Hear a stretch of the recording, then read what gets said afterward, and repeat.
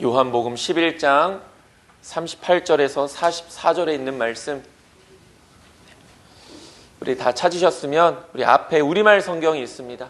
앞에 화면에 우리말 성경, 우리 38절부터 한 목소리로 함께 읽겠습니다. 예수께서는 다시금 속으로 비통하게 여기시며 무덤 쪽으로 가셨습니다. 무덤은 입구를 돌로 막아 놓은 동굴이었습니다. 예수께서 말씀하셨습니다. 돌을 옮겨 놓아라. 죽은 사람의 누이 마르다가 말했습니다. 하지만 주여, 그가 저기 있은 지 4일이나 돼 벌써 냄새가 납니다. 예수께서 말씀하셨습니다. 내가 믿으면 하나님의 영광을 볼 것이라고 내가 내게 말하지 않았느냐. 사람들은 돌을 옮겨 놓았습니다. 예수께서 하늘을 우러러보시고 말씀하셨습니다. 아버지여, 아버지께서 내 말을 들어주신 것을 감사드립니다. 아버지께서는 언제나 내 말을 들어주신다는 것을 내가 압니다. 그러나 지금 이렇게 말하는 것은 여기 둘러서 있는 사람들을 위해서입니다. 아버지께서 나를 보내셨다는 것을 그들로 하여금 믿게 하려는 것입니다. 예수께서 이렇게 말씀하시고 큰 소리로 외치셨습니다. 나사로야, 나오너라. 죽었던 나사로가 나왔습니다. 그의 손발은 배로 감겨 있었고 얼굴은 천으로 쌓여 있었습니다. 예수께서 그들에게 말씀하셨습니다. 그를 풀어주어 다닐 수 있게 하라. 아멘. 아멘. 오늘은 내가 믿으면 하나님의 영광을 보리라 라는 제목으로 우리가 이 시간 함께 귀한 은혜를 나누고자 합니다. 지난 한 주간도 하나님의 말씀과 기도로 승리하셨습니까? 우리는 지난주에 복을 받을 것이며 저주를 받을 것이며 라는 제목으로 함께 귀한 은혜를 나눴습니다. 하나님께서는 복도 약속하셨지만 저주도 약속하셨다라는 사실을 우리는 기억해야 합니다. 복은 구에서 받는 게 아니라 말씀에 순종할 때 받는 것입니다. 우리는 말씀에 순종할 수 있는 믿음과 지혜와 능력을 달라고 하나님께 기도할 수 있어야 되는 것이죠. 기도의 역할이 바로 그것입니다. 순종할 수 있는 능력을 구하는 것. 저주를 약속하신 이유는 다른 것이 아닙니다.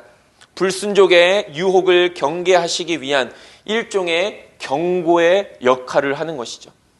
이러한 반복되는 경고 속에서도 여전히 우리는 불순종의 삶을 살아갑니다.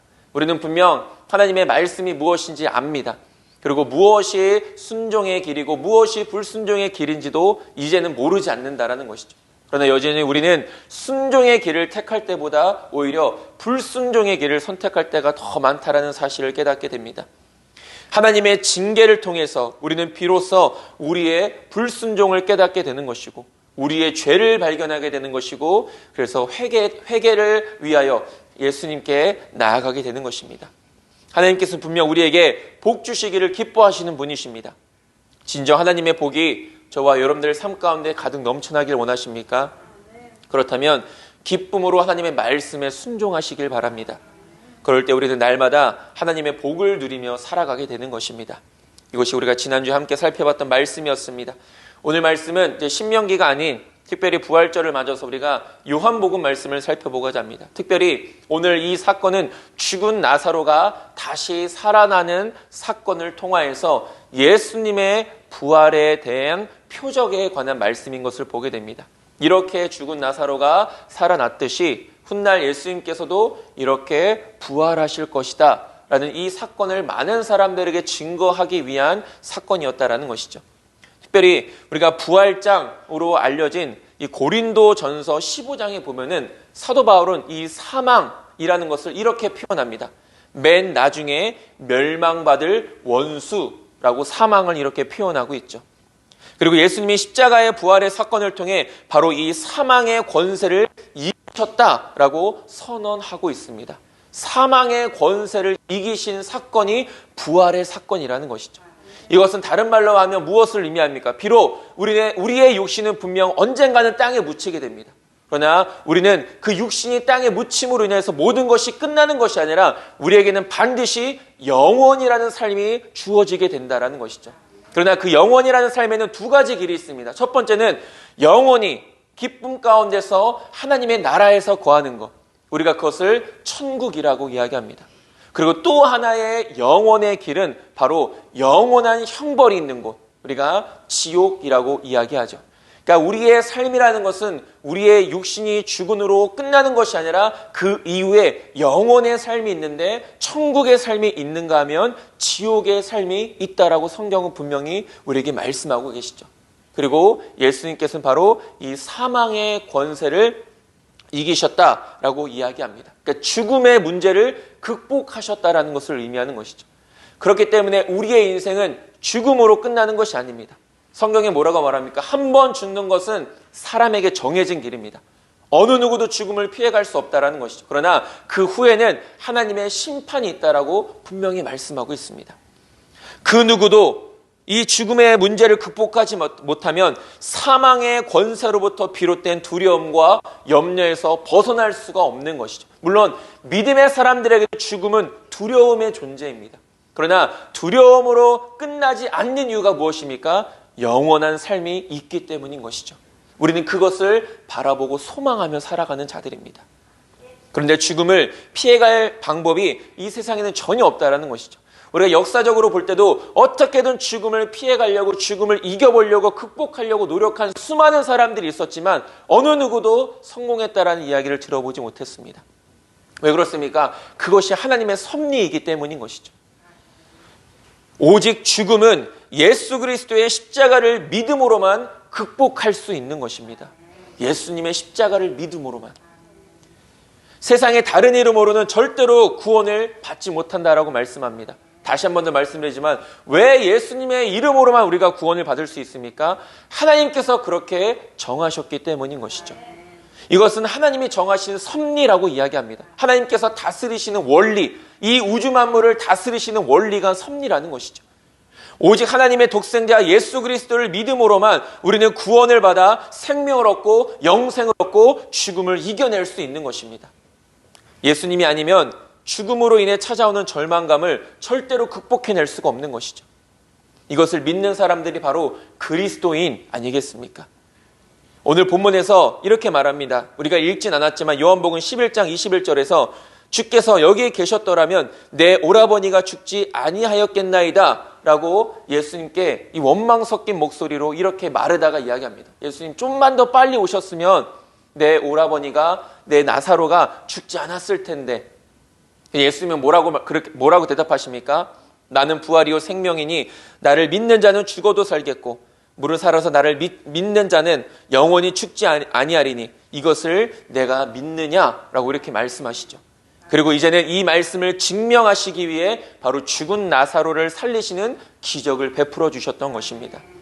나사로의 무덤을 찾으신 예수님이 무덤을 가로막은 돌을 옮겨 놓으라 먼저 명령하셨죠. 그리고 나사로야 나오너라 이렇게 말씀하십니다. 그러자 죽은 지 나흘, 마르다가 말한 것처럼 이미 죽은 지 나흘이나 돼서 벌써 시체에서 냄새가 나기 시작했다라는 것이죠. 그런데 죽은 나사로가 묶인 것을 다 풀고서 무덤에서 나오게 된 사건이 오늘 본문 말씀입니다. 오늘은 이 사건을 통하여서 우리가 부활의 의미에 대해서, 더 나아가서는 예수님의 부활에 대해서 우리가 말씀을 통해 함께 살펴보도록 하겠습니다. 큰 첫 번째로 표적이 나타나는 과정입니다. 예수님께서 기적을 베푸실 때 그 기적이 나타나는 과정들이 있다는 것이죠. 작은 첫 번째로 돌을 옮겨 놓으라 이렇게 말씀합니다. 죽은 지 4일이나 지난 나사로의 무덤을 찾으신 예수님은 이 나사로의 무덤을 가로막고 있는 돌을 먼저 옮겨 놓으라 이렇게 말씀하십니다. 죽은 지 사흘이나 되어 냄새가 난다는 마르다의 말에도 전혀 예수님은 개의치 않으셨습니다. 그리고 예수님은 뭐라고 말씀하십니까? 내 말이 내가 믿으면 하나님의 영광을 보리라 라고 말하고 있죠. 믿으면 하나님의 영광을 보겠다라는 것입니다. 예수님이 주신 그 말씀, 우리가 지금 당장은 그 말씀이 실현되지 않았지만 예수님의 그 말씀을 믿고 우리가 행하기만 하면 놀라운 하나님의 역사를 경험할 수 있게 된다는 것입니다. 이 말씀과 함께 돌을 옮겨 놓으라 라고 이렇게 말씀하셨죠. 예수님의 이 말씀은 무엇을 의미하는 것입니까? 나사로의 문제를 예수님께 가지고 나오라는 것입니다. 돌을 옮겨야만 문제가 해결되어질 수 있다는 것이죠. 그 돌을 옮겨야 된다는 것은 무엇을 의미합니까? 예수님께 나의 문제를 가지고 나아가야 된다는 것을 의미하는 것입니다. 다시 말해서 돌을 치우고 죽은 나사로를 예수님께 보여드려야만 문제를 해결할 수 있다는 것이죠. 물론 예수님께서는 굳이 돌을 치우지 않아도 그 바깥에 서서 말씀 한마디로 나사로를 깨우실 수 있습니다. 살리실 수 있습니다. 그러나 우리의 문제의 해결 방법이 어떠해야 되는지에 대해서 설명하고 있는 것이죠. 예수님은 분명 우리의 필요를 아시는 분이십니다. 우리가 구하지 않아도, 우리가 굳이 기도하지 않아도 하나님은 나의 모든 문제를 아시고 그 문제를 해결해 주실 수 있는 능력이 있으신 분이시죠. 하나님께서는 그렇게 문제를 해결하시지 않습니다. 어떻게 문제를 해결해 가십니까? 우리가 구하기를 바라십니다. 우리가 하나님 앞에 부르짖기를 원하십니다. 우리가 하나님 앞에 기도하길 원하십니다. 기도는 뒤에서도 살펴보겠지만 결국은 내가 하나님을 믿는다라는 우리의 믿음의 행위입니다. 내가 기도하지 않아도 하나님이 다 아신다라는 것은 어떻게 보면 교만함이라는 것이죠. 죽은 나사로, 즉 내 문제를 내가 아무리 안고 있다 한들 그 문제는 해결되지 않는 것입니다. 무덤 속에 한없이 묻어둔다고 해서 그 문제가 결코 해결되지 않는다라는 것이죠. 그냥 슬퍼할 뿐입니다. 눈물만 흘릴 뿐이죠. 그렇다면 어떻게 해야 합니까? 예수님이 해결하실 수 있도록 예수님께 이 문제를 가지고 나아가야 된다는 것입니다. 우리가 기도하는 이유가 무엇입니까? 내 힘으로는 할 수 없는, 그래서 내 기도를 들으시는 하나님께서만이 내 문제를 해결해 주실 수 있다라는 하나님을 향한 믿음과 신뢰의 모습이 바로 기도라는 것입니다. 우리가 기도하지 않을 때가 언제입니까? 내 힘으로 무엇이든지 할 수 있을 때 우리는 굳이 기도하지 않습니다. 그런데 기도할 때가 언제입니까? 내 힘으로는 아무것도 할 수 없을 때, 내 능력으로는 결코 이 문제를 해결할 수 없을 때 우리는 비로소 하나님 앞에 기도하게 되는 것이죠. 요한복음에 소개된 여러 가지 표적들이 있습니다. 그 가운데 첫 번째 표적이 뭐였냐면 가나 혼인잔치였습니다. 예수님의 어머니 마리아는 포도주가 떨어지자 이 사실을 예수님께 제일 먼저 알렸죠. 예수님, 포도주가, 혼인잔치의 포도주가 다 떨어졌습니다. 그럴 때 예수님은 뭐라고 말씀하십니까? 먼저 여자여 나와 무슨 상관이 있나이까? 내 때가 아직 이르지 못하였나이다 라고 예수님께서 어떻게 보면 완곡하게 거절하셨죠. 그러나 그럼에도 불구하고 예수님의 어머니였던 마리아는 포기하지 않고 예수님께 도움을 청합니다. 그럴 때 물이 변하여 포도주가 되는 표적이 나타나게 된 것이죠. 우리의 인생에 있어서 문제없이 살아가는 사람은 단 한 사람도 없습니다. 지금 우리가 이렇게 모여 물론 기쁨 가운데 주님 앞에 나와 예배를 드리고 이 부활의 기쁨을 함께 기념하며 우리가 기쁨으로 예배를 드리지만 여전히 저와 여러분들의 삶 가운데는 어떤 문제들이 있다라는 것이죠. 아직도 해결되지 못한 인생의 문제들이 분명 있습니다. 그것이 크던 작던 문제를 가지고 살아가죠. 세상에 많은 사람들은 자신의 문제를 어떻게든 해결해 보려고 발버둥을 칩니다. 그렇게 해서 잠시나마 문제를 해결하는 사람도 있고 여전히 문제 앞에서 허우적거리는 사람도 있는 것이죠. 그러나 완전한 해결은 오직 하나님을 통해서만 이루어질 수 있다라는 사실을 믿음의 사람들만 안다라는 것이죠. 그러나 믿음의 사람들조차도 때로는 자신의 인생의 문제를 하나님 앞에 다 고하지 않고 어떻게든 자신의 능력으로만 해결해 보려고 그렇게 애를 쓴다라는 것이죠. 그러면 나만 힘든 것입니다. 우리는 왜 하나님을 통해서만 문제가 해결될 수 있습니까? 바로 하나님은 능력이 하나님이시기 때문이죠. 그런데 하나님은 단순히 능력이 하나님이시기 때문만이 아니라 하나님께서는 하나님의 자녀를 사랑하시는 분이시기 때문입니다. 하나님의 자녀를 사랑하셔서 그 사랑하는 자녀들에게 하나님은 놀라운 능력을 베풀어 주시는 것이죠. 그리고 그 능력을 힘입어 우리는 이겨나가고 승리해 나가는 것입니다. 하나님은 하나님의 자녀들의 눈물과 고통을 그냥 내버려 두는 분이 아니시기 때문인 것이죠. 어떤 문제든 우리는 예수님께 맡길 수 있어야 됩니다. 그것이 바로 겸손이라는 것이죠. 내 힘으로만 예수님께 맡기지 않고 어떻게든 내 힘으로만 해결하려는 것은 교만의 모습인 것입니다. 아무리 작은 것이라도 그 문제를 가지고 주님 앞에 나아가야 합니다. 그래야만 완벽한 해답과 완벽한 해결을 얻을 수 있는 것이죠.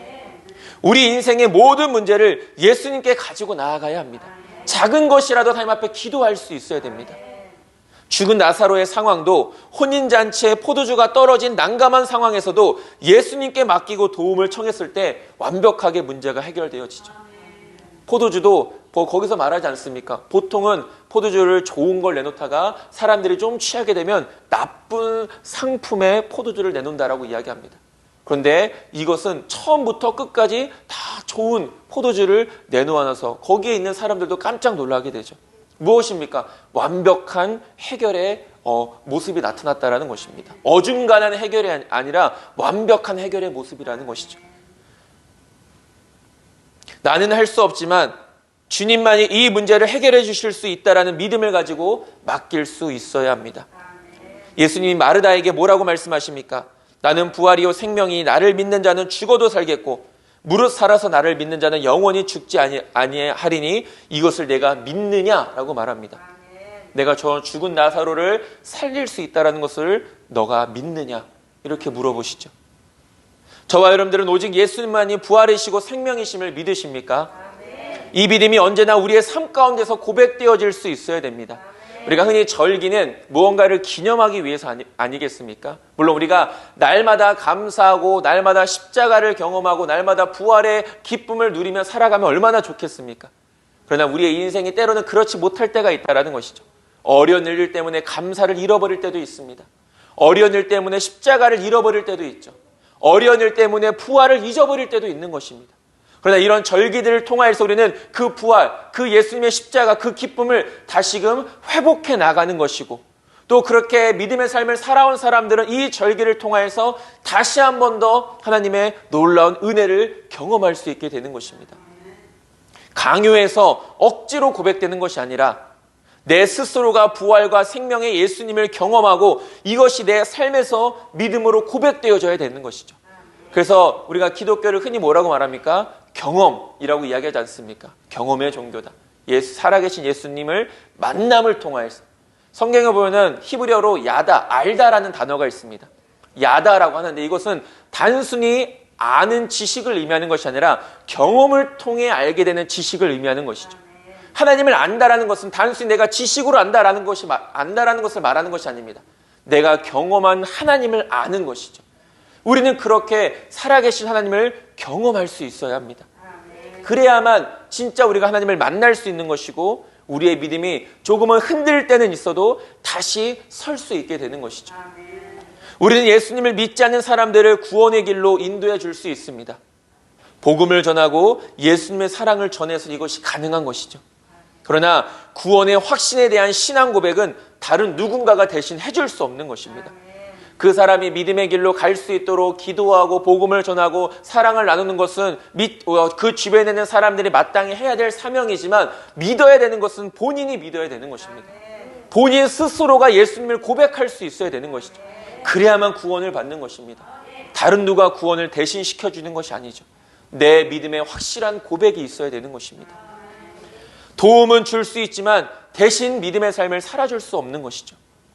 그렇기 때문에 지금 나에게 믿음에 대한 확실한 신앙 고백이 있어야 됩니다. 예전에도 말씀을 통해 나눴지만 예수님을 믿는다라는 것은 단순히 예수님을 믿는다라는 의미가 아니라 예수님의 십자가와 부활을 믿는다는 의미인 것이죠.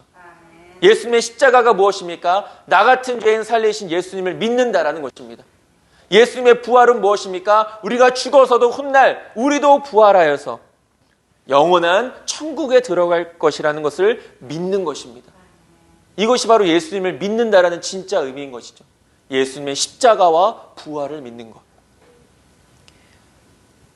예수님께서 나의 죄를 대신해 십자가에 못 박혀 죽으신 사실을 믿음으로 확신해야 하며 또 나를 위해 죽은 지 사흘 만에 부활하신 사실을 믿음으로 확신하며 살아갈 수 있어야 됩니다. 예수님은 십자가로만 끝나는 것이 아니라 부활로 이어졌다는 사실을 기억해야 되는 것이죠. 죽음이 있었지만 그 후에는 부활이 있었던 것입니다. 예수님이 마르다에게 물어보시지 않습니까? 내가 이것을 믿느냐? 이것을 믿는 자가 구원을 받는 것입니다. 예수님이 나를 위해서 십자가에 못 박혀 죽으신 분이심을 믿는 자가 구원을 받는 것이고 또 나를 위해서 이 부활의 소망을 갖게 하시기 위해서 부활의 첫 열매가 되어주셨다는 것을 믿는 자가 구원을 받는 것이죠. 예수님이 마르다에게 물으셨던 것처럼 예수님이 저와 여러분들에게 물으셨을 때 과연 저와 여러분들은 어떻게 대답하시겠습니까? 예수님과 나사로가 묻혀있던 그 무덤 사이에 놓인 불신이라는 돌을 치우고 문제를 예수님께 맡길 수 있어야 됩니다. 그럴 때 물이 변하여 포도주가 되고 죽은 나사로가 살아나는 기적이 일어나게 되는 것이죠. 작은 두 번째로 믿으면 보리라 라고 말씀하십니다.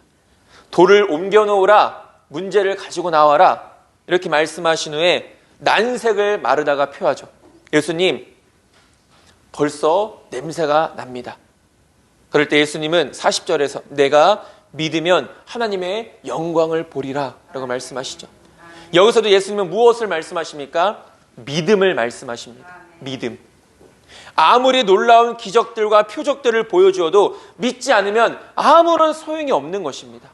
아무리 성경 말씀에 우리를 위한 복의 말씀이 있어도 내가 믿지 않으면, 내가 순종하지 않으면 그냥 다른 나라, 다른 사람의 말이 될 수밖에 없다라는 것이죠. 마태복음 13장 13절에서 14절의 말씀은 이렇게 말합니다. 그러므로 내가 그들에게 비유로 말하는 것은 그들이 보아도 보지 못하며 들어도 듣지 못하며 깨닫지 못함이니라. 이사야의 예언이 그들에게 이루어졌으니 일렀으되 너희가 듣기는 들어도 깨닫지 못할 것이요 보기는 보아도 알지 못하리라. 무슨 말씀입니까? 예수님에 관한 말씀입니다. 예수님이 분명 그들이 간절히 바라던 메시아의 모습으로 이 땅 가운데 오셨습니다. 말씀이 육신이 되어 이 땅 가운데 오셨습니다. 그들을 죄 가운데서 건지시고 구원하시기 위하여 이 땅 가운데 오셨습니다. 천국 복음을 선포하셨고 놀라운 기적들을 통하여서 예수님 당신이 하나님의 아들이심을 많은 사람들에게 증거해 주었습니다. 그런데 문제는 무엇입니까? 보고도 믿지 않았고 듣고도 믿지 않았다라는 것이죠. 얼마나 더 많은 것을 보여줘야 합니까? 얼마나 더 많은 하나님의 복음을 선포해야 합니까? 이사야 선지자의 예언, 예수님이 메시아이시며 참된 구원자이심이 이루어졌음에도 불구하고 믿지 못하고 깨닫지 못하는 자들이 많았다라는 것이죠. 예수님의 제자 중 한 사람인 도마처럼 의심 많은 세상 사람들은 보아야 믿겠다라고 이렇게 이야기합니다. 하나님의 나라를 보여주고 기적을 보여주어야 믿겠다라고 말하죠. 물론 필요한 사람에게는 하나님께서 기적을 베풀어 주십니다. 그래서 예수님을 믿게 하시죠. 물론 이렇게라도 믿어지면 다행인 것이죠. 보고서라도 믿어지면 다행인 것입니다. 정말로. 주님은 분명 보여지는 것들을 통하여서도 역사하시는 분이시기 때문이죠. 그러나 오히려 예수님은 뭐라고 말씀하십니까? 믿으면 보리라 라고 말씀하시죠. 우리는 보여주면 믿겠다라고 이렇게 이야기합니다. 예수님은 뭐라고 말씀하십니까? 믿으면 보게 될 것이다. 이렇게 말씀하시고 우리에게 먼저 믿음을 요구하시는 것이죠. 믿음을 가진 사람만이 하나님의 나라를 볼 수 있고 믿음을 가진 사람만이 표적을 볼 수 있고 믿음을 가진 사람만이 하나님의 영광을 볼 수 있는 것입니다. 공생의 기간 동안 예수님은 예수님께 도움을 청하러 온 많은 사람들에게 기적을 베푸시기 전에 먼저 그들의 믿음을 확인하셨습니다. 수로보니게 여인의 믿음을 보시고 귀신 들린 딸을 고쳐주셨습니다. 소경 바디메오의 믿음을 보시고 그의 눈을 고쳐주셨습니다. 백부장의 믿음을 보시고 병들어 죽게 된 그의 하인을 고쳐주셨습니다. 어디 이뿐이겠습니까? 요한복음에 보면은 이렇게 말합니다. 놀라운 일들이 많이 있지만 다 기록할 수 없었다. 이렇게까지 이야기하죠. 얼마나 많은 역사들이 일어났겠습니까? 다 적을 수 없을 만큼. 예수님 뭐라고 말씀하십니까? 내 믿음이 너를 구원하였다. 너의 믿음이 너를 구원하였다라고 말하죠. 예수님께 나아가기 위해서 우리에게 믿음이 필요한 것이죠. 예수님의 은혜를 정말로 보길 원하고 누리길 원한다면 믿음이 있어야 된다는 것입니다. 이들은 모두 믿음을 가지고 예수님을 찾아왔고 그 믿음으로 인해 표적을 보고 문제를 해결받을 수 있었습니다. 그래서 믿으면 보리라 라고 말씀하셨던 것이죠. 믿으면 보리라 하신 이 말씀은 또한 믿어야 볼 수 있다는 뜻이기도 합니다. 믿어야지만 우리가 볼 수 있게 되는 것이죠. 마지막 때임을 알려주는 이 시대의 징조들이 있지 않습니까? 예전에도 말씀을 나눴지만 예수님이 오신 후부터 그리고 예수님께서 오실 그날까지를 마지막 때라고 이야기합니다. 그러니까 우리는 지금 마지막 때를 살아가고 있는 것이죠. 그리고 이 마지막 때라는 증거들이 우리가 살아가는 세상 속에서 많이 나타나고 있습니다. 그런 것들을 보고도 우리가 마지막 때임을 깨닫지 못하고 신부된 자로서 신랑 되신 예수님을 맞이할 준비가 되어 있지 않다면 그러한 사람의 결국은 어떠하겠습니까? 슬피 울며 이를 갈게 된다는 것이죠. 굳게 닫힌 혼인잔치의 문 앞에서 아무리 문을 두들겨도 그 문은 다시 열려지지 않는다라는 것입니다. 마지막 때이기 때문에 마지막 때에 합당한 우리가 믿음의 삶을 살아가고 준비해낼 수 있어야 된다는 것입니다. 그것이 바로 보는 것입니다. 우리가 믿음으로 살아갈 때 그런 것들을 볼 수 있게 되는 것이죠. 그리고 준비할 수 있게 되는 것입니다. 믿어야 볼 수 있는 것입니다.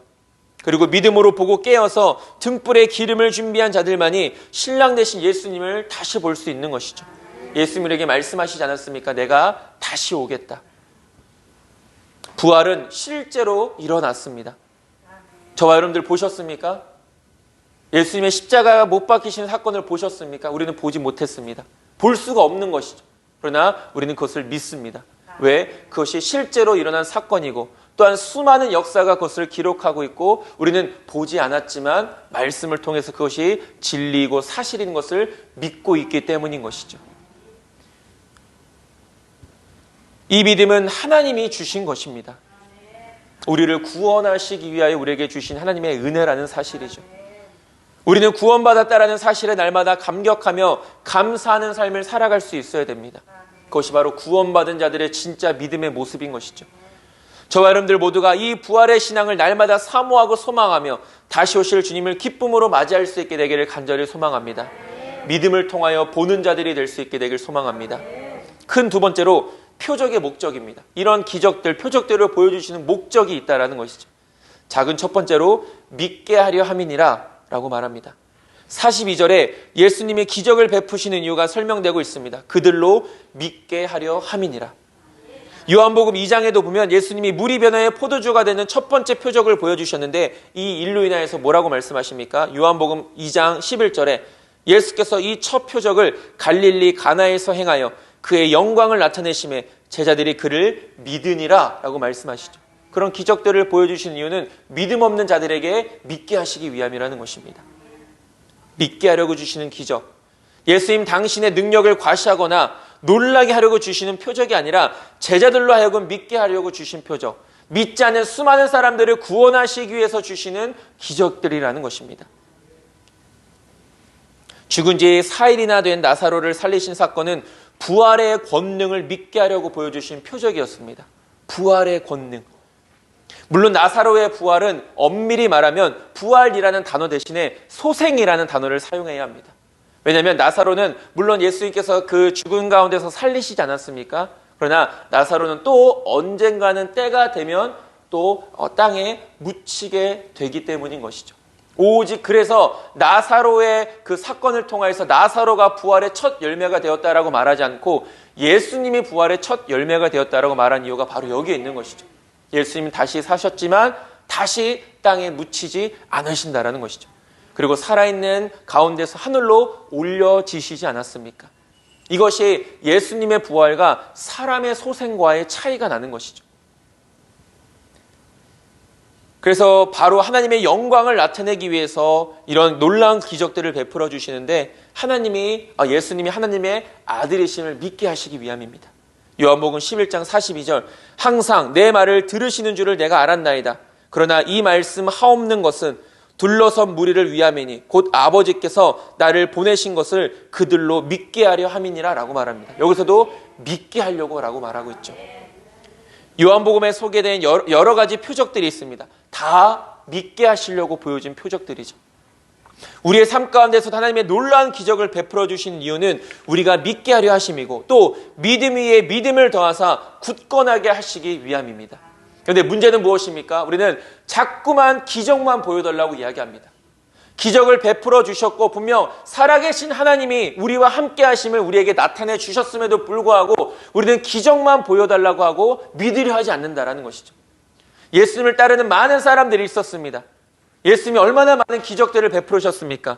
그러나 그 중에서 믿는 사람들은 많지 않았다라는 것이죠. 왜? 예수님이 기적 베푸시는 것만 관심이 있었기 때문에. 그 기적을 베풀어 주시는 진짜 이유는 믿게 하시려고 하시는 것이었는데 믿으라는 사람들은 많이 없었다라는 것이죠. 그리고 많은 사람들이 예수님을 떠났습니다. 우리도 어떻습니까? 이미 하나님의 놀라운 기적을 경험했음에도 불구하고 여전히 부족하다라는 것이죠. 하나님, 내가 아직은 믿지 못하겠습니다. 내가 아직은 하나님을 좀 더 의심해 봐야겠습니다. 우리는 이렇게 이야기한다라는 것입니다. 이런 놀라운 표적을 통해 하나님의 살아계심을 우리에게 보여주셨다면 이제부터 우리가 할 일은 의심하지 않는 것이죠. 더 이상 의심하지 않는 것입니다. 그리고 끝까지 믿는 것입니다.